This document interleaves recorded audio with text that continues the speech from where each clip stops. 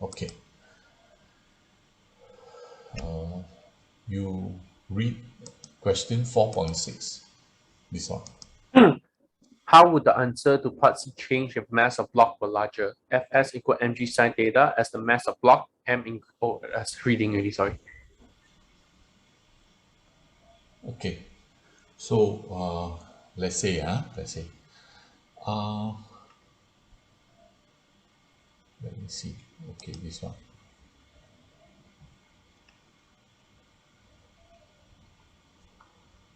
Let me copy this thing first. Edit, copy, edit, paste. Okay. Now this is the frictional force. The frictional force is, sorry, this is not the frictional force. This is the component that is pushing it down the plane. This is the force acting down on the force acting down the plane. Down the plane means the inclined plane. Okay. So okay.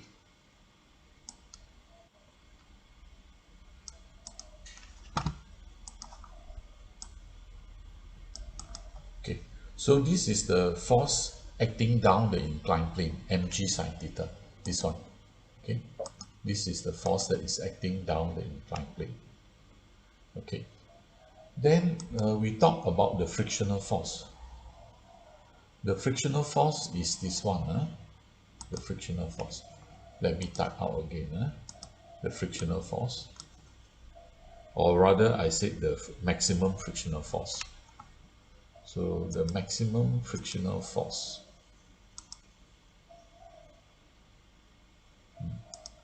So this is the maximum frictional force. Okay. MAX. Now the maximum frictional force is actually mu is equals to this one, mu n, mu n. And this is also equals to mu n is also equals to mu n is mg cos theta, is mg cos theta. Okay, let me see this one. Where is this mu? Okay, this is the mu. Edit, copy, edit, paste.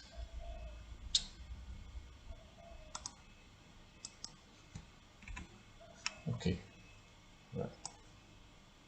Mu and mu mg cos theta.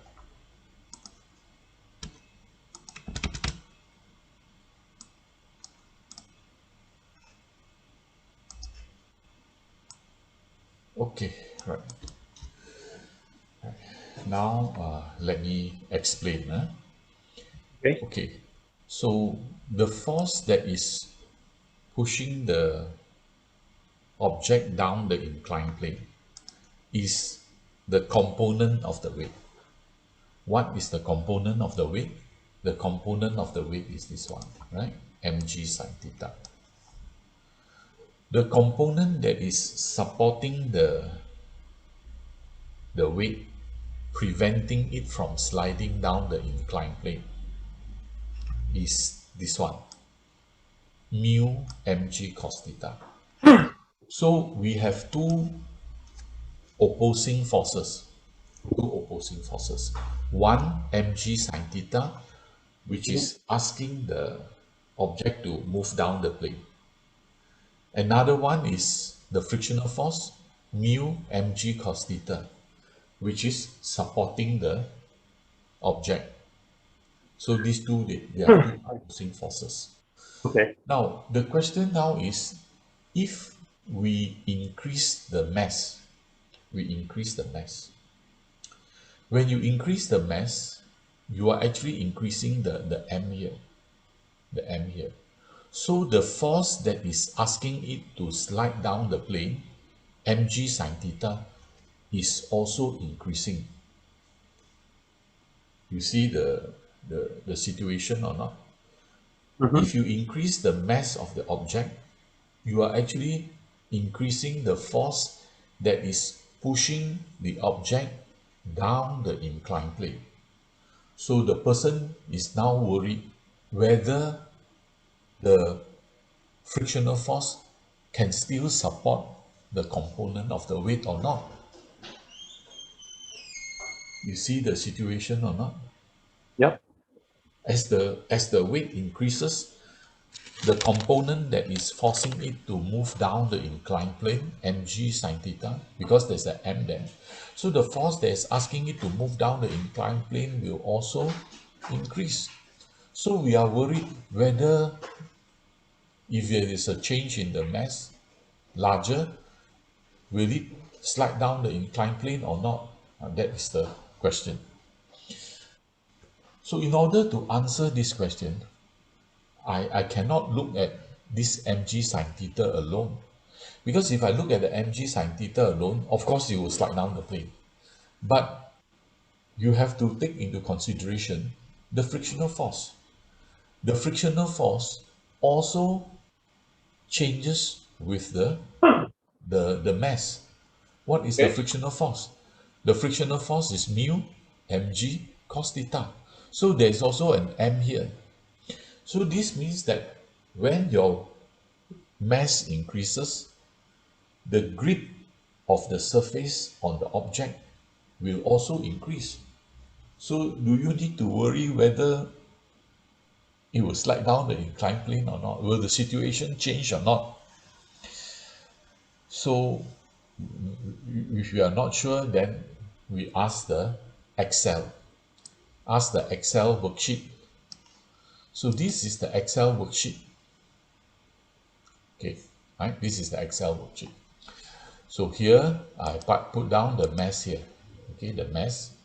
The mass is 4 kilogram, 4.1, 4.2, 4.3, and I increase the mass until 20 kilogram, until 20 kilogram. Okay.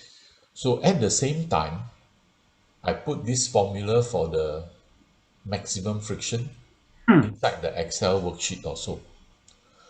So this friction is mu mg cos theta. So mu mg cos theta, which is the maximum static friction. So I calculate, oh, this one is 22.07, 22.62, and so on until the frictional force is 110 newtons. So this is the frictional force. So as the mass increases, the frictional force also increases. Fine. I also look at the component of the weight which is going against the frictional force, Okay. mg sine theta. So I ask the Excel to calculate, hey, what is mg sine theta? So calculate, it is 19.6. So when it is 4 kilogram, the component of the weight that is asking it to go down, 19.6. The maximum frictional force is 22.07. So it will not slide down the inclined plane. Now, as you increase the mass, both the frictional force and the component of the weight, they also increase. But you look until 20 kilogram, the frictional force is still larger than the component of the weight. That means I increase the weight until 20 kilogram. Although I'm increasing the force that is moving down the plane, but also I'm increasing the friction, that is the grip of the object on the inclined plane. So it seems that from the number here, we see them, both of them increasing, but still I wouldn't know whether you will come a time very down the Excel worksheet there, the frictional force will exceed the component of the weight. So in order to settle this problem, I find the ratio. The ratio of the frictional force to the component of the weight that is asking it to move down the inclined plane. So when I find the ratio, this is the frictional force is to the component of the weight, is 1.13. So that means the frictional force is bigger than the component of the weight. Now, as I go down the table, as the weight, as the mass increases, this ratio remains the same. The ratio is fixed. That means even though I increase until 1000 kilogram, the ratio will still be the same. It means that the maximum frictional force is always bigger than the component of the weight by the same ratio,